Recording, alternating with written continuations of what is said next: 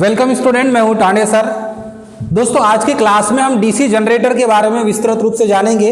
ये जो DC generator है अर्थात कि डायरेक्ट करंट जनरेट करने वाला जो ऐसा यंत्र है जो हमें डीसी उत्पन्न करके देता है। तो इसमें डीसी उत्पन्न करके देता है। यदि इसका हम परिचय देखेंगे तो सबसे पहले यहाँ पर इंट्रोडक्शन देखेंगे हम दोस्तों। डीसी मशीन सामान्यतः विद्युत ऊर्जा को यांत्रिक ऊर्जा में कन्वर्ट करने वाली मशीन है या यांत्रिक ऊर्जा को विद्युत ऊर्जा में कन्वर्ट करने वाली मशीन है। चलिए इसको कैसे देखेंगे। एक तो होता है यांत्रिक ऊर्जा को विद्युत ऊर्जा में, ठीक है, यांत्रिक ऊर्जा को विद्युत ऊर्जा में। दूसरा हो जाता है विद्युत ऊर्जा को यांत्रिक ऊर्जा में। तो यहां पर दोनों स्टेटमेंट को बहुत अच्छे से जानेंगे। सबसे पहला स्टेटमेंट है कि यांत्रिक ऊर्जा को विद्युत ऊर्जा में कन्वर्ट करता है। तो ये जो डीसी जनित्र है अर्थात कि एक ऐसी मशीन जो यांत्रिक ऊर्जा को विद्युत ऊर्जा में भी परिवर्तित कर सकता है और विद्युत ऊर्जा को यांत्रिक ऊर्जा में भी परिवर्तित कर सकता है। ध्यान से सुनिए दोस्तों, डीसी ये जो मशीन है, डीसी मशीन ये यांत्रिक ऊर्जा को विद्युत ऊर्जा में भी परिवर्तित कर सकता है और विद्युत ऊर्जा को यांत्रिक ऊर्जा में भी परिवर्तित कर सकता है। तो डीसी मशीन को हमने दो पार्ट में डिवाइड किया है। एक तो हो जाएगा आपका डीसी मोटर और दूसरा हो जाएगा आपका डीसी जनरेटर। क्लियर है स्टूडेंट। तो ये यांत्रिक ऊर्जा को विद्युत ऊर्जा में परिवर्तित करने वाला जो यंत्र होता है उसे कहते हैं डीसी जनरेटर। क्या कहेंगे हम उसे? DC generator. उसके बाद विद्युत ऊर्जा को यांत्रिक ऊर्जा में बदलने वाला जो उपकरण होता है या वो जो मशीन है आपको देखने मिलेगी, ये मिलेगी आपको डीसी मोटर। तो ये जो मशीन है जो विद्युत ऊर्जा को यांत्रिक ऊर्जा में परिवर्तित करके दे उसे कहेंगे हम डीसी मोटर। तो ये जो विद्युत ऊर्जा है इसे हम कहेंगे इलेक्ट्रिकल एनर्जी। आपको इसमें जब चेंज करेंगे आप तो ये करेंगे आप मैकेनिकल एनर्जी में।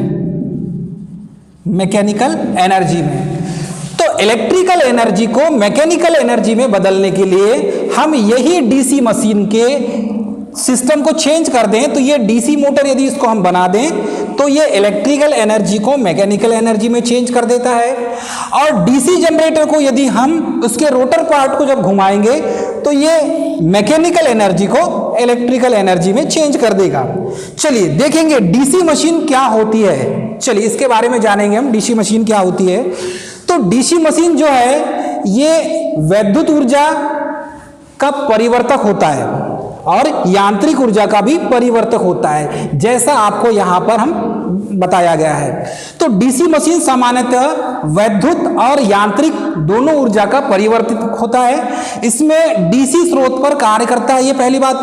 तो आपकी ये जो डीसी मोटर होगी, ये जो डीसी मोटर है ये डीसी सप्लाई पर ही कार्य करती है। आप इस डीसी मोटर को एसी सप्लाई पर नहीं चला सकते। यदि आप डीसी मोटर को एसी सप्लाई में चलाएंगे तो इसके कम्यूटेटर जो होता है, कम्यूटेटर सेगमेंट, इस कम्यूटेटर के ऊपर बहुत ज़्यादा स्पार्क होगा और वाइंडिंग जलने की संभावना ज़्यादा रहेगी। क्लियर है दोस्तों।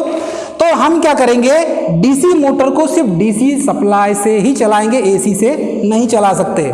तो यही लिखा गया है डीसी स्रोत पर ही कार्य करता है।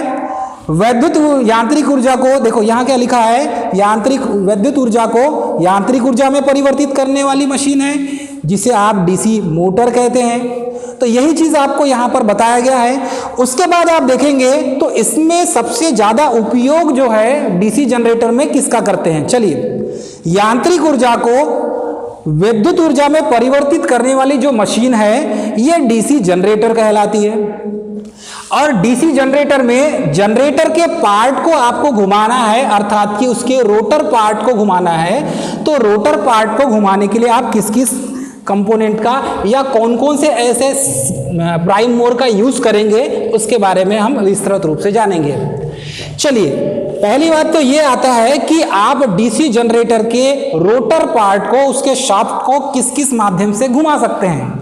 तो डीसी जनरेटर के रोटर पार्ट को आप कैसे घुमा सकते हैं, तो आप यहां पर इसे देख सकते हैं। चलिए पहला तो उसे जल से, कहने का मतलब ये है आप वाटर से भी इसे जल, जिसे आप कहेंगे जल विद्युत केंद्र, अर्थात कि वाटर के द्वारा भी डीसी जनरेटर के शाफ्ट को आप घुमा सकते हैं। तो ये जो वाटर होता है, इस वाटर में आपको क्या मिलेगी? Kinetic energy. कौन सी मिलेगी आपको? काइनेटिक एनर्जी, जिसे आप कहते हैं गतिज ऊर्जा। तो ये पानी की जो गतिज ऊर्जा है उसके द्वारा हम बिजली उत्पन्न कर सकते हैं। देखिए सिस्टम क्या होगा यहाँ पर, ये कोई आपके पास एक कोई जनरेटर है, ठीक है, ये आपका जनरेटर हो गया। इस जनरेटर के शाफ्ट से, ये जनरेटर का शाफ्ट हो गया, और ये शाफ्ट से हमने यहाँ पर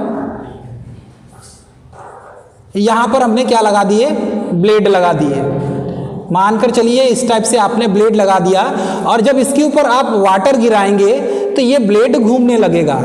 जब ये ब्लेड घूमेगा तो यहाँ पर कपलिंग की हुई है, ये कपलिंग वाला भाग है, ये आपका डीसी जनरेटर है। तो कपलिंग वाले भाग से आप इसको जब कनेक्ट करेंगे तो आप इलेक्ट्रिसिटी उत्पन्न कर सकते हैं। क्योंकि जब ये टरबाइन घूमेगा, ये आपका टरबाइन है और ये टरबाइन की ब्लेड है, जब ये टरबाइन की ब्लेड घूमेगी तो ये जनरेटर का शाफ्ट भी घूमेगा। तो इतने फोर्स से इसको गिराया जाता है कि ये जनरेटर का शाफ्ट यहाँ पर घूमने लगे। तो ये आपको सबसे ज्यादा जो जल विद्युत केंद्र होगा, यहाँ पर अल्टरनेटर का यूज किया जाता है। छोटे पैमाने में आप जनरेटर का यूज करते हैं, बड़े पैमाने के लिए आप किसका यूज करते हैं? अल्टरनेटर का यूज करते हैं। तो यही बोला गया है, यहाँ पर जो जनरेटर है इसमें जल के द्वारा, तो जल के अंदर जो है गतिज ऊर्जा होती है, उसको जितने फ्लो से आप गिराएंगे तो ये गतिज ऊर्जा के द्वारा आप बिजली उत्पन्न कर सकते हैं। सेकेंड है वायु के द्वारा। तो वायु के द्वारा जब आप विद्युत उत्पन्न करेंगे तो कैसे करेंगे? तो ये होता है पवन चक्की के द्वारा। किसके द्वारा? पवन चक्की के द्वारा। तो ये जो पवन चक्की होती है, जिसे आप विंड एनर्जी कहते हैं, इससे कौन सी एनर्जी उत्पन्न होती है? हाँ, तो ये जो विंड एनर्जी है पवन चक्की के द्वारा, इस एनर्जी से भी आप विद्युत उत्पन्न कर सकते हैं। तो आपको पवन चक्की सबसे ज्यादा मध्य प्रदेश में कहाँ मिलेगी? मध्य प्रदेश के सीहोर जिले में मिलेगी आपको। एमपी के सीहोर जिलों के ये जमगोद रानी में आपको ये प्लेस है, यहाँ पर पवन चक्की सबसे ज्यादा मिलेगी आपको। Clear student? उसके बाद आता है थर्ड पॉइंट, यहाँ पर लिखा हुआ है वाष्प के द्वारा, अर्थात कि भाप के द्वारा।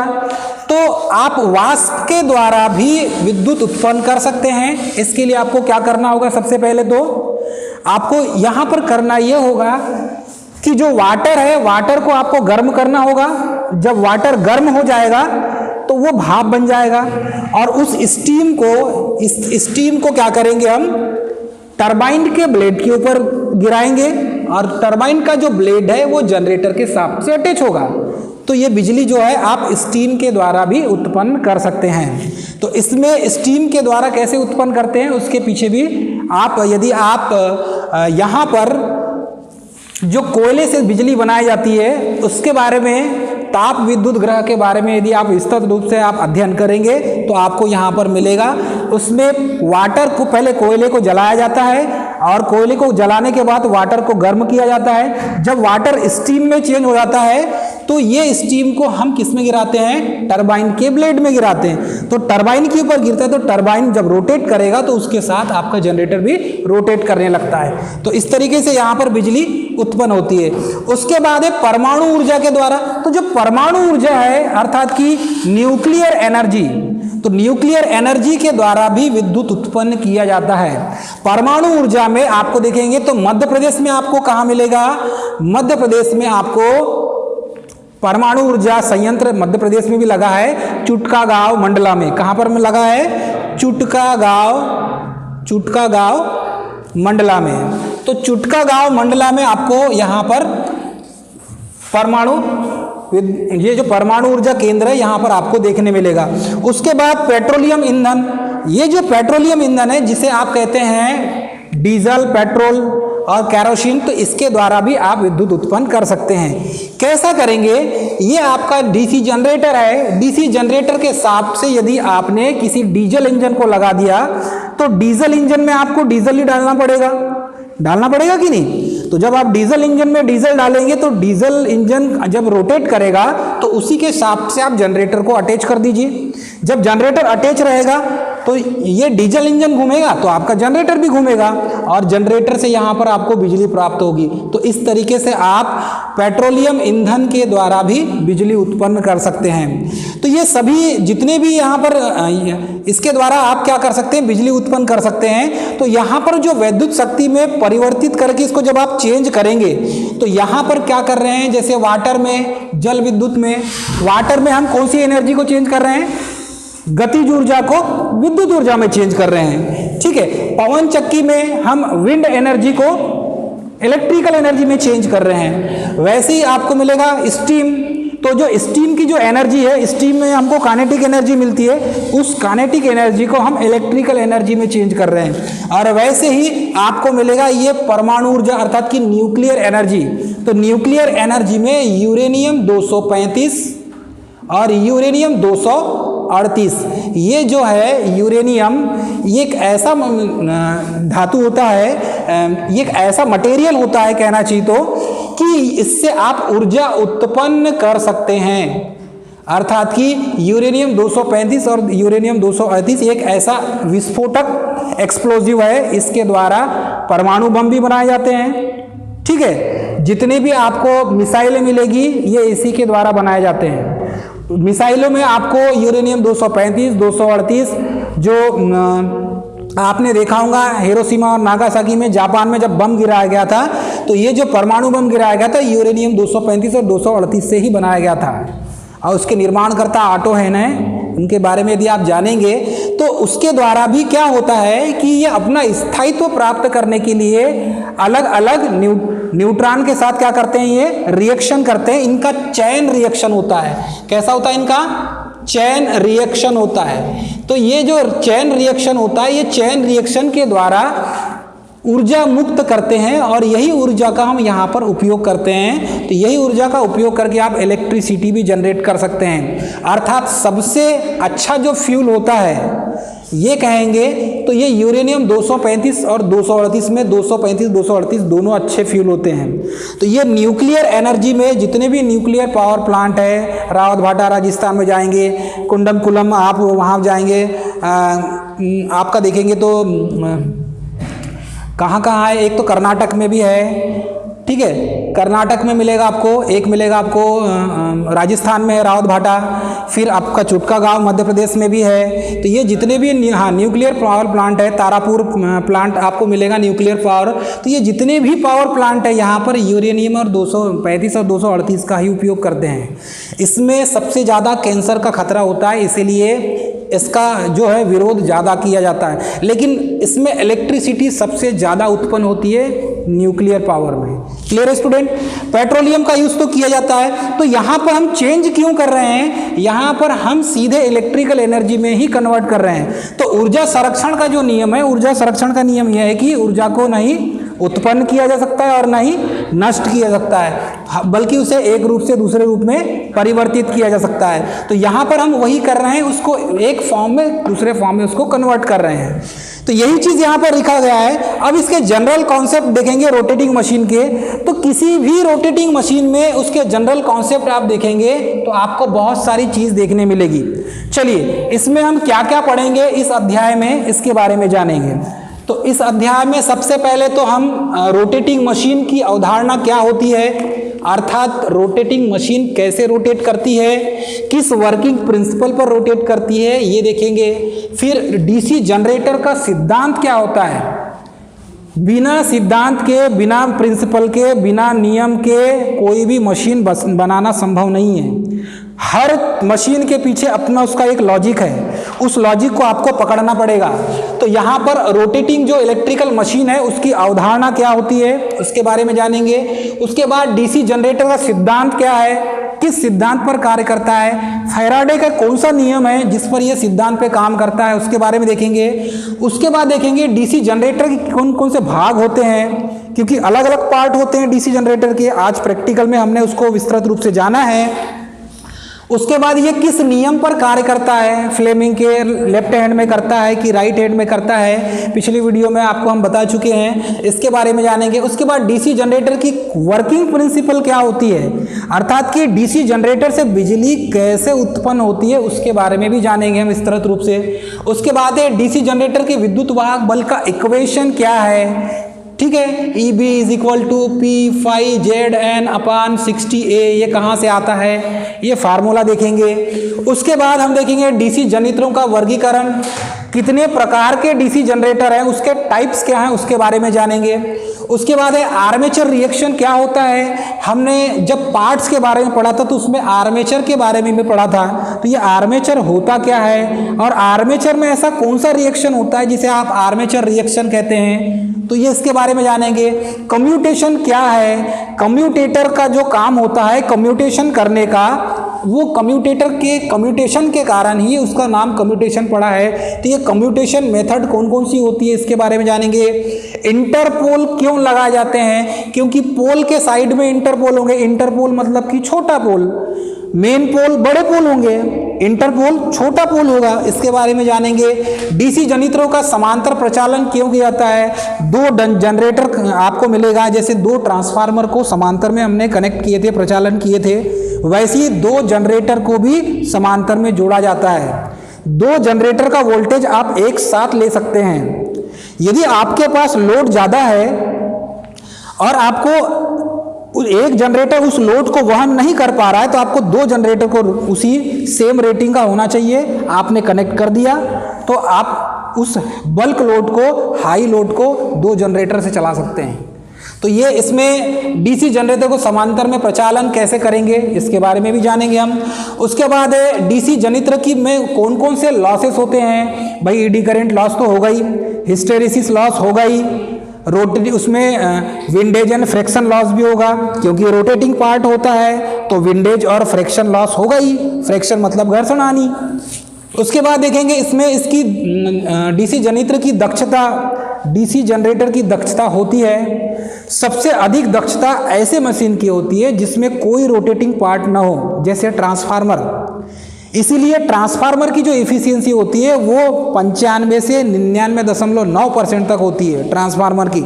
लेकिन यहाँ पर डीसी जनरेटर की दक्षता देखेंगे, डीसी मोटर की दक्षता देखेंगे तो इसमें रोटेटिंग पार्ट होता है, इसलिए इसकी दक्षता कम मिलेगी। क्लियर है दोस्तों, छोटे छोटे कॉन्सेप्ट बता रहा हूँ मैं।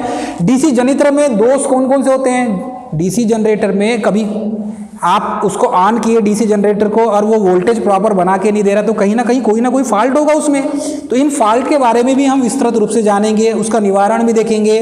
उसका डीसी जनरेटर में उसके अनुप्रयोग क्या हैं, डीसी जनरेटरों की नियमित देखभाल कैसे करेंगे आप, मेंटेनेंस का काम, daily maintenance, weekly maintenance, monthly maintenance, ठीक है, फिर quarterly maintenance, half yearly maintenance और ईयरली मेंटेनेंस, ऐसा मेंटेनेंस किया जाता है। यदि आप किसी कंपनी में जाएंगे तो पर डे डेली मेंटेनेंस का एक चार्ट होता है। यदि मशीन ज़्यादा बड़ी है, फॉल्ट कम होता है उसमें, तो वीकली मेंटेनेंस देता है, मतलब प्रत्येक वीक में फलाने डेट में आपको उस मशीन को चेक करना ही पड़ेगा। ये आपका टेक्नीशियन का मेन वर्क होता है कि वो अपने मशीन का मेंटेनेंस करे। यदि मशीन का मेंटेनेंस नहीं करेगा तो दुर्घटना ज़्यादा होगी और नुकसान उस टेक्नीशियन का ही है। भाई काम करते करते यदि मशीन ही खराब हो जाए या मशीन में हाथ चले जाए तो नुकसान तो उसी का ही है ना। इसीलिए ये मेंटेनेंस का काम भी किया जाता है। प्रॉपर ऑयल ग्रीसिंग करना पड़ेगा, उसे करना पड़ेगा कि नहीं। जैसे आप बाइक चलाते हैं तो टायर ट्यूब में हवा चेक करेंगे, फ्यूल चेक करेंगे, करेंगे कि नहीं, सारी चीज़ें मेंटेनेंस के काम, सारी चीज़ें बैटरी चेक करेंगे आप, ठीक है, इंजन ऑयल चेक करेंगे आप, ये सारी चीज़ें वैसी इसमें भी वैसा ही किया जाता है। डीसी जनरेटरों का अनुरक्षण, उसके बाद है महत्वपूर्ण जो मेन इंपॉर्टेंट पॉइंट्स हैं, क्वेश्चन कहाँ से निकल के आते हैं, ये मेन कॉन्सेप्ट को भी देखना होगा। चलिए हम स्टार्ट करेंगे घूर्णी वैद्युतिक मशीनों के सामान्य अवधारणा, मतलब कि जनरल कॉन्सेप्ट क्या होता है, रोटेटिंग मशीन का जनरल कॉन्सेप्ट क्या है। कोई भी मोटर, कोई भी जनरेटर जब रोटेट हो रही है तो उसके कॉन्सेप्ट क्या है, वो किस वजह से रोटेट हो रही है, ऐसा क्या है उसको घुमाने वाला कि वो क्लॉकवाइज और एंटी क्लॉकवाइज रोटेट करती है। तो ये जनरल कॉन्सेप्ट पढ़ेंगे। तो वैद्युत मशीनों में क्या होता है, विद्युत चुंबकीय प्रभाव होता है। विद्युत चुंबकीय प्रभाव के कारण ही कोई भी मशीन रोटेट करती है। कौन से प्रभाव के कारण, विद्युत चुंबकीय प्रभाव के कारण ही कोई भी मशीन मिलेगी आपको, कोई भी मोटर हो, वो विद्युत चुंबकीय प्रभाव अर्थात कि इलेक्ट्रोमैग्नेटिक इफेक्ट के कारण ही रोटेट करती है। जैसे मानकर चलिए दो पोल हैं आपके पास, एक एन पोल है और एक एस पोल है, ठीक है, बीच में मैंने लाइन खींच दिया, ये मैग्नेट बार है, इस साइड एन पोल बना रहा है, इस साइड एस पोल बना रहा है। एक और मैग्नेट बार को मैं इसके पास लाकर रख दूं और इसमें एस पोल लगा दूं, इस साइड उसको चेंज कर दूं और इस साइड एन पोल वाला हो जाए। मतलब यहां पर ये दोनों जब पास पास आएंगे तो कुछ ना कुछ तो ऐसा प्रभाव होगा इन दोनों के बीच में। तो यही ऐसे ही प्रभाव को यहां पर देखने मिलता है। तो ये चुंबकीय प्रभाव होगा। ये कौन सा प्रभाव होगा, चुंबकीय प्रभाव होगा। तो ये चुंबक में जो प्रभाव होता है वो चुंबकीय प्रभाव होता है। लेकिन यदि किसी कॉइल में यदि धारा प्रवाहित करते हैं, और धारा प्रवाहित करने पर आपको पता है जब इलेक्ट्रोमैग्नेट की बात की जाए तो यदि इसमें मैं ऐसे तरीके से, इस तरीके से कॉइल को मैं इसमें लपेट दूं और यहां से धारा प्रवाहित करूं, ठीक है, एसी मैंने फ्लो स्टार्ट किया यहां पर, तो इसमें धारा प्रवाह होगी और इस टाइप से धारा प्रवाह होगी और यहां पर आपको मिल जाएगा। तो ये जो धारा प्रवाह होगी तो इसमें कुछ ना कुछ एक्शन तो होगा। तो एक्शन में क्या होगा, यहां पर एन पोल बन जाएगा और यहां पर एस पोल बन जाएगा। मतलब ये परमानेंट मैग्नेट था, ये हो गया इलेक्ट्रोमैग्नेट। क्या हो जाएगा ये, इलेक्ट्रोमैग्नेट। तो यही इलेक्ट्रोमैग्नेट ये जो काम करता था वही काम अब ये भी करेगा। जैसे यहां पर S और S पोल दोनों पास पास आते हैं तो प्रतिकर्षण होता है, वैसे ही यहां पर भी इसके N के पास और कोई एक पोल आ जाए तो क्या हो जाएगा भाई, प्रतिकर्षण ही होगा कि नहीं। तो इसी का उपयोग करेंगे हम। एक चीज ध्यान रखिएगा, एसी साइकिल में मान बदलते रहता है, पहले पॉजिटिव फिर negative, positive negative, positive negative. तो ये इसका जो टाइम पीरियड होता है 0.02 सेकेंड, 50 हर्ट्ज में देखेंगे आप, इसका जो टाइम पीरियड होगा 0.02 सेकेंड, अर्थात उसको एक सेकेंड में हाफ साइकिल पॉजिटिव भी होगी फिर हाफ साइकिल नेगेटिव भी होगी। तो ये इसके कारण इसके मान में परिवर्तन होता है। तो यहाँ पर पोल भी चेंज होते हैं, लेकिन बहुत कम टाइम ड्यूरेशन के कारण वो हमें समझ में नहीं आता। इसका बड़ा अच्छा एग्जाम्पल है, आप जो इनकेंडिसेंट लैंप देखते हैं, अर्थात कि सूर्य का जो बल्ब होता है, सूर्य का बल्ब देखा आपने, जो 12-15 रुपए का आता है बल्ब, ये बल्ब भी जलना और बूझना, जलना और बूझना दोनों क्रिया होती है उसमें, लेकिन ये एकदम शॉर्ट ड्यूरेशन में होता है, कम टाइम में होता है, जिसके कारण हमको जलना और बूझना दिखता ही नहीं हमारी आंखों को। हमारी आंखें पकड़ ही नहीं पाती उसको, क्योंकि कम ड्यूरेशन में होता है, कम टाइम पीरियड में होता है, इसलिए हमको दिखता नहीं है। तो हम क्या सोचते हैं उसे कि ये जल रहा है तो बल्ब जल ही रहा है, जबकि हाफ साइकिल पॉजिटिव में जलता है, हाफ साइकिल नेगेटिव में बुझ जाता है। तो हाफ साइकिल पॉजिटिव में यहाँ पर जब यहाँ आके रुक जाएगा तो ये जीरो रेफरेंस पॉइंट हो गया, तो यहाँ जीरो में आने पर वो बंद हो जाता है, बुझ जाता है। लेकिन हाफ साइकिल जैसी नेगेटिव यहाँ से चलना स्टार्ट की तो फिर जलना चालू कर देता है, तो वो हमारी आंखें उसको पकड़ नहीं पाती, इसलिए हमें समझ में नहीं आता। तो यही चीज़ आपको यहाँ पर भी, यदि किसी कॉइल में आप एसी धारा प्रवाहित करेंगे तो इसमें भी वही चीज़ होगा, आपको यहाँ पर भी पोल के मान में परिवर्तन होते जाता है। लेकिन आप डीसी सप्लाई देंगे तो डीसी सप्लाई देने पर यहाँ तो यहाँ एन बनेगा तो यहाँ एस बनेगा, ठीक है, यहाँ पर एन तो यहाँ पर एस बनेगा। तो ये इलेक्ट्रोमैग्नेट कहलाता है और ये परमानेंट मैग्नेट कहलाता है। इन दोनों में अंतर यही है, काम ये भी वैसा ही करेगा और ये भी वैसा ही करेगा। तो यही बोला गया है, जितने भी इलेक्ट्रिकल मशीनें हैं उनका जनरल कॉन्सेप्ट है कि वो विद्युत चुंबकीय प्रभाव के इफेक्ट पर ही, अर्थात कि इलेक्ट्रोमैग्नेटिक इफेक्ट पर ही कार्य करता है। मोस्ट इंपॉर्टेंट पॉइंट, ठीक है। जैसे देखेंगे तो ये विद्युत मोटर, वैद्युत जनित्र, इन दोनों का कॉन्सेप्ट तो यही है, इलेक्ट्रोमैग्नेटिक इफेक्ट। क्लियर है सभी को? इलेक्ट्रोमैग्नेटिक इफेक्ट कुछ ऐसे मेजरिंग इंस्ट्रूमेंट है जो इलेक्ट्रोमैग्नेटिक इफेक्ट पर कार्य करते हैं। जब आप ammeter, voltmeter, wattmeter ये जब देखेंगे उसमें CC coil, PC coil wattmeter में होता है, करंट कॉइल, प्रेशर कॉइल, उनमें भी यही इफेक्ट के कारण काम करते हैं। इलेक्ट्रोमैग्नेटिक अर्थात कि विद्युत चुंबकीय इफेक्ट पर ही काम करते हैं, जिनमें से हमने दो चीज़ों के बारे में बताया, एक तो है डीसी मोटर और एक है जनरेटर। ये दोनों इसी प्रिंसिपल पर कार्य करते हैं और ये बार बार एग्जाम में पूछा जाता है। एक जनरल सा कॉन्सेप्ट है, ये आप इसको याद रखना होगा। इसमें जो वैद्युतिक मोटर है और वैद्युतिक ऊर्जा को यांत्रिक ऊर्जा में परिवर्तित करता है, जबकि वैद्युत जो जनित्र होता है वो यांत्रिक ऊर्जा को विद्युत ऊर्जा में परिवर्तित करता है। लेकिन इसमें मूवेबल पार्ट कुछ होता है, तो मूवेबल पार्ट जब रोटेट करता है तो उसे कहते हैं डायनेमिकली। क्या कहेंगे? डायनेमिकली। अर्थात कि जो डीसी जनरेटर है आपका, डीसी जनरेटर में जो रोटर पार्ट घूमता है, डीसी जनरेटर में क्या भाग घूमता है? रोटर पार्ट घूमता है, और वही रोटर पार्ट को हम क्या कहते हैं? आर्मेचर कहते हैं। तो आर्मेचर जो घूमता है वो किस फील्ड के कारण घूमता है? यही इलेक्ट्रोमैग्नेटिक इफेक्ट के कारण घूमता है, अर्थात कि विद्युत चुंबकीय प्रभाव के कारण घूमता है। और यही विद्युत चुंबकीय प्रभाव के कारण ही जब घूमने के कारण इसे कहते हैं, इसका मेन जो फंक्शन होता है वो होता है फैराडे के और फ्लेमिंग के नियम पर। फैराडे का नियम, फ्लेमिंग का नियम, लेंज का नियम, ये सब नियम इस पर कार्य करते हैं। क्लियर है स्टूडेंट? इसमें देखेंगे तो चलित भाग जो होता है, मूवेबल पार्ट होता है आपका आर्मेचर, और ये जो आर्मेचर मूवेबल जो पार्ट है ये डायनेमिकली अर्थात कि गतिज ऊर्जा पर कार्य करता है। कहने का मतलब ये है, यदि आप यहाँ पर N पोल ला दें और यहाँ पर S पोल ला दें और यहाँ पर बीच में आपने एक कंडक्टर को रख दिया, इस कंडक्टर में जब रोटेट कराएंगे आप, इस कंडक्टर को जब रोटेट करेंगे तो ये इस टाइप से बीच में एक फ्लक्स होगा N से S की ओर।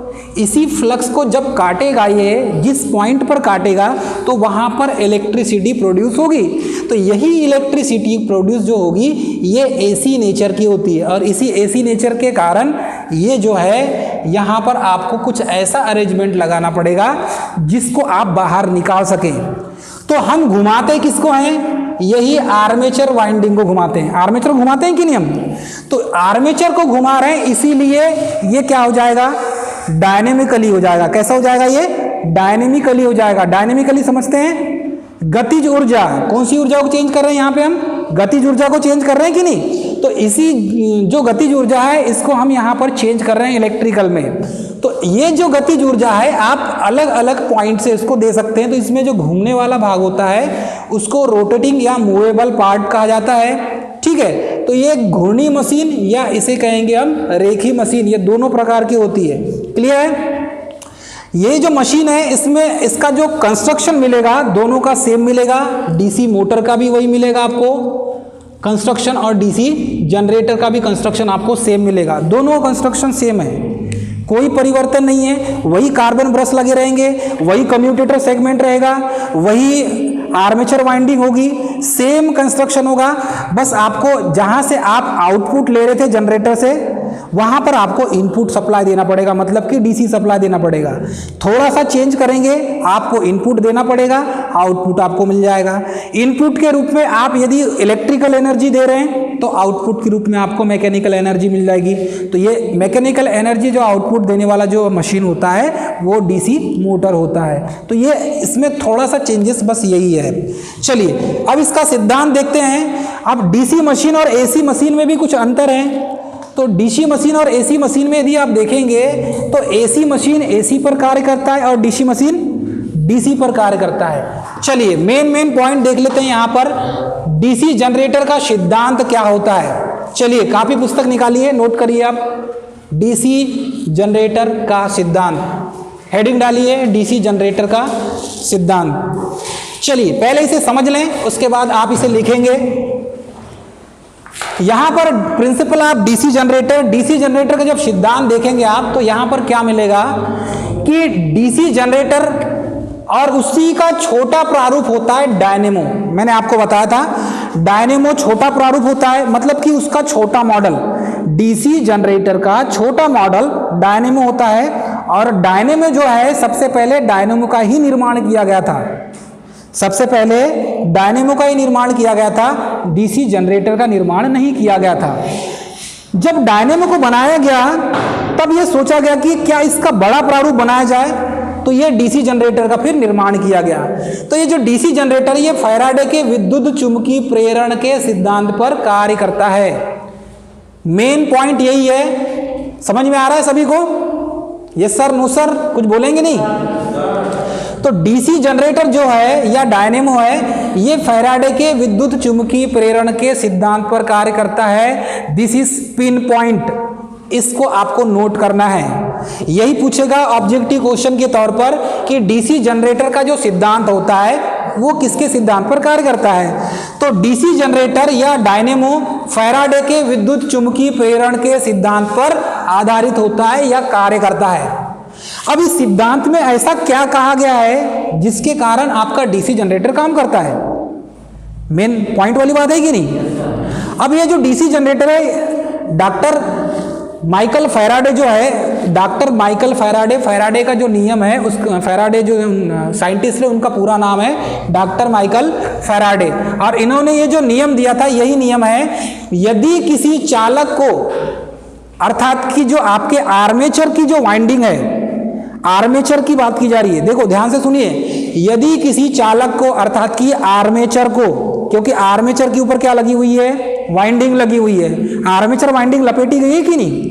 तो उसी की बात की जा रही है। यदि किसी चालक को अर्थात आर्मेचर को चुंबकीय क्षेत्र में, तो चुंबकीय क्षेत्र आपको कहाँ कहाँ मिलेगा? चलिए देखिए, ये आपको यहाँ पर एक पोल हमने बना दिया, ये एन पोल हो गया, और यहाँ पर ये हो गया आपका एस पोल, ठीक है। यहाँ पर हमने सप्लाई दे दिए, ये कॉइल लपेट दिया हमने, ठीक है, यहाँ से इसका कनेक्शन कर दिया। अब यहाँ पर ये कंडक्टर है और इस कंडक्टर में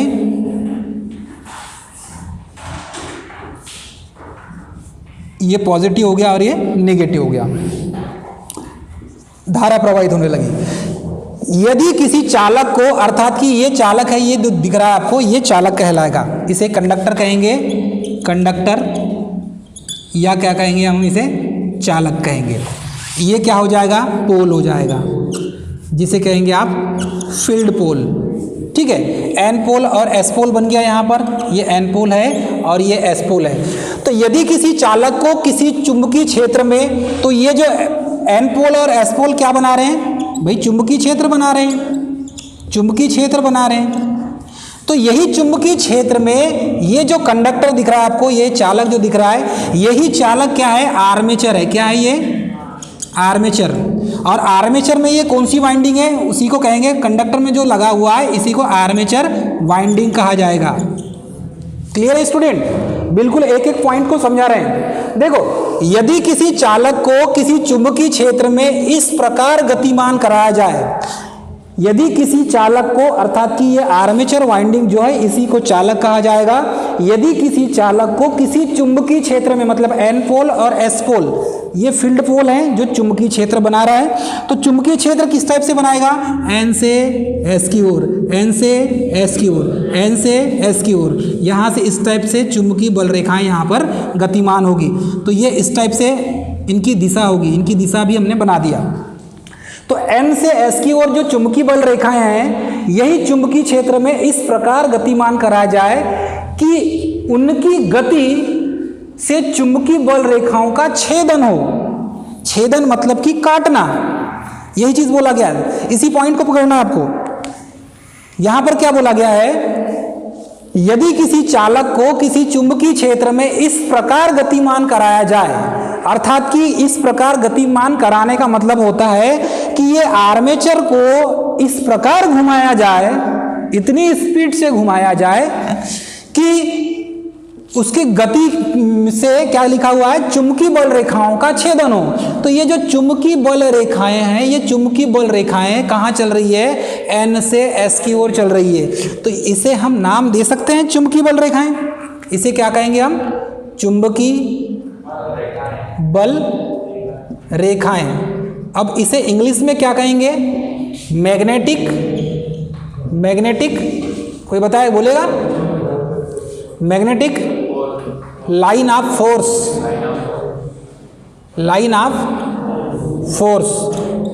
तो ये चुंबकीय बल जो रेखाएं हैं, देखो बहुत सिंपल है, एकदम सिंपल, इसे याद करने की जरूरत नहीं है, सिंपल है। यदि आप ये सर्किट डायग्राम बनाते हैं तो आपको याद हो जाएगा। देखो N और S दो पोल हैं। यदि किसी चालक को, अर्थात कि ये जो कंडक्टर दिख रहा है आपको, आर्मेचर वाइंडिंग, यदि किसी चालक को किसी चुंबकीय क्षेत्र में इस प्रकार गतिमान कराया जाए कि उसकी गति से, अर्थात कि इस चालक की गति से, इस कंडक्टर की गति से, क्वेश्चन को आप अच्छे से पकड़ सकते हैं इसके क्वेश्चन को, ठीक है, चुंबकीय बल रेखाओं का छेदन करे। तो ये जो चुंबकीय बल रेखाएं जिस पॉइंट पर आकर घूमेगी तो इसके घूमने का जो है सिस्टम चेंज होगा। अभी हम आगे देखेंगे उसकी वाइंडिंग को। तो ये जो है जिस एंगल पर काटेगा, जैसे कि अभी तो ये सीधा जो फ्लैट है, मतलब कि ये सीधे स्ट्रेट लाइन है, चुंबकीय बल रेखाएं तो सीधी सीधी गमन करेगी। लेकिन जब आप कंडक्टर को घुमा देंगे तो ये कंडक्टर जब बीच में हो जाएगा तो यहां से ये इस पॉइंट पर ये काटने लगेगी आपस में, अर्थात कि चुंबकीय बल रेखाएं और ये जो कंडक्टर है जब जिस पॉइंट पर आकर एक दूसरे को काटेगी, छेदन करना मतलब कि काटना, तो जिस पॉइंट पर आके कटेगी वहां पर क्या हो जाएगा, उस चालक में विद्युत वाहक बल उत्पन्न होने लगेगा। अर्थात कि ये जो कंडक्टर है, अर्थात कि ये जो आर्मेचर वाइंडिंग है, इसी में विद्युत वाहक बल अर्थात कि ईएमएफ उत्पन्न होता है। किस में उत्पन्न होगा ईएमएफ? आर्मेचर वाइंडिंग में, चालक में या कंडक्टर में या आर्मेचर वाइंडिंग में, इसी में विद्युत वाहक बल उत्पन्न होगा। क्लियर है? तो यही चीज बोला गया है, ये जो नियम दिया है डॉक्टर माइकल फैराडे ने दिया है, और इसी नियम हमने इसके पहले ही देखा था कि ये विद्युत चुंबकीय प्रेरण का सिद्धांत डॉक्टर माइकल फैराडे ने दिया है, और डीसी जनरेटर इसी सिद्धांत पर कार्य करता है। ठीक है, तो डीसी जनरेटर इस सिद्धांत पर कार्य करता है। सिद्धांत यही है, यदि किसी कंडक्टर को किसी चुंबकीय क्षेत्र में इस प्रकार गतिमान कराया जाए कि चुंबकीय बल रेखाओं का छेदन, ठीक है, ये जो चुंबकीय बल रेखाएं हैं, इन बल रेखाओं का ये जो कंडक्टर है ये छेदन करने लगे, अर्थात कि काटने लगे, तो क्या होगा, उस चालक में विद्युत वाहक बल उत्पन्न होगा, जिसे आप इलेक्ट्रोमोटिव फोर्स कहते हैं। ठीक है, या इसे आप शॉर्टकट में ईएमएफ कहते हैं। तो ये जो ईएमएफ है किस में उत्पन्न होता है? कंडक्टर में उत्पन्न होता है, चालक में उत्पन्न होता है। यदि जनित्र द्वारा यांत्रिक ऊर्जा से डीसी उत्पन्न की जाना है, अर्थात कि डायरेक्ट करंट उत्पन्न करना है, किसके द्वारा? जनरेटर के द्वारा। डायरेक्ट अर्थात यहां पर लिखा हुआ है, यदि जनरेटर के द्वारा यांत्रिक ऊर्जा से डीसी उत्पन्न की जाती है तो इसे डीसी जनरेटर कहा जाएगा। भाई इसी के रोटर पार्ट को आप घुमाएंगे, अर्थात कि आर्मेचर वाइंडिंग को घुमाएंगे। आर्मेचर शाफ्ट में लगा है, उसी शाफ्ट में कम्यूटेटर लगा है, उसी शाफ्ट में बेरिंग भी लगा हुआ है, आपने उसको पैक कर दिया। जब आप उस रोटर पार्ट को कपलिंग करके किसी मोटर से या किसी ऐसे थर्ड वेव से आप घुमा रहे हैं उसे, जिसे आप प्राइम मूवर कहते हैं, थर्ड पार्टी, आप किसी भी प्राइम मूवर से घुमा सकते हैं, चाहे गतिज ऊर्जा से घुमा सकते हैं, अर्थात कि वाटर की ऊर्जा से घुमा सकते हैं, चाहे न्यूक्लियर की ऊर्जा से, चाहे पवन की ऊर्जा से। आप उसके प्राइम मूवर को जब घुमाएंगे तो यहाँ पर क्या हो जाएगा, इसी आर्मेचर वाइंडिंग में फ्लक्स कटने लगेंगे। जब फ्लक्स कटने लगेंगे तो चुंबकीय बल रेखाओं का छेदन होगा। जब छेदन होगा, कटने लगेंगे, तो इसी चालक में विद्युत वाहक बल उत्पन्न होगा। अर्थात एक एक चालक में, एक एक कंडक्टर में विद्युत वाहक बल उत्पन्न होगा। एक एक कंडक्टर में जो विद्युत वाहक बल उत्पन्न होता है उसे समेट कर किससे कनेक्शन कर दिया जाता है? उसका कनेक्शन कहाँ रहता है? कम्यूटेटर से होता है। तो थोड़ा थोड़ा जो एक एक कंडक्टर में जो वोल्टेज उत्पन्न हो रहा है उसको कनेक्शन करके हम कम्यूटेटर के द्वारा कार्बन ब्रश से बाहर निकालते हैं। आप ये ना सोचिए कि बल्क मात्रा में विद्युत उत्पन्न होता है, नहीं होता। थोड़े थोड़े अमाउंट में एक एक कंडक्टर में विद्युत वाहक बल उत्पन्न होता है और उसको कलेक्ट करके कार्बन ब्रश से हम बाहर निकालते हैं। तो ये जो प्रोसेस है, इस कंडक्टर में जो ईएमएफ उत्पन्न होगा ये एसी नेचर का होगा, ध्यान दीजिएगा, डीसी नेचर का नहीं होगा, अर्थात कि अल्टरनेटिंग करंट ही उत्पन्न होगी उसमें। क्या उत्पन्न होगी? अल्टरनेटिंग करंट ही उत्पन्न होगी, डायरेक्ट करंट उत्पन्न नहीं होगी। मतलब कि ये जो इलेक्ट्रोमोटिव फोर्स का जो नेचर होगा वो एसी नेचर होगा। एसी समझते हैं, अल्टरनेटिंग करंट का नेचर होगा, डायरेक्ट करंट का नेचर नहीं होगा। अब इसके साथ इसका जो कनेक्शन है इस आर्मेचर वाइंडिंग का, वो कम्यूटेटर सेगमेंट से होता है, कम्यूटेटर से होता है, इसलिए ये जो एसी है ये डीसी में चेंज हो जाता है। बाकी कंस्ट्रक्शन आपको सेम मिलेगा। यदि एसी उत्पन्न की जाती है तो इसे क्या कहते हैं? हम अल्टरनेटर कहते हैं।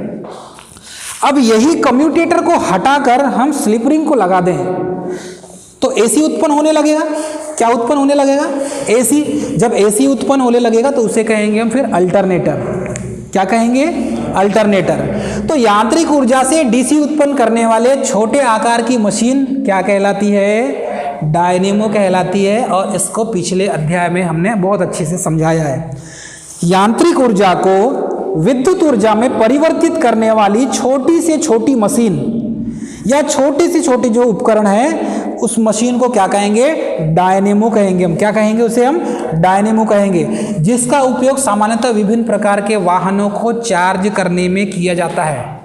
विभिन्न प्रकार के छोटे छोटे जो वाहन हैं उसको चार्ज करने के लिए उपयोग में किसका यूज़ करते हैं हम? डायनेमो का। और यही आपके जो पेट्रोल से चलने वाली जो आपकी बाइक है उसमें यही डायनेमो कॉइल लगी होती है, जहां पर आपके इंजन का रोटेटिंग पार्ट रोटेट करता है उसी के ऊपर साइड में बाहरी एरिया में डायनेमो लगा होता है। और यही डायनेमो क्या काम करता है? उस कॉइल में वोल्टेज उत्पन्न होने लगता है और वही वोल्टेज से आपकी गाड़ी की बैटरी चार्ज होगी, हेडलाइट ऑन होता है। तो यही डायनेमो का उपयोग किया जाता है बाइक में भी।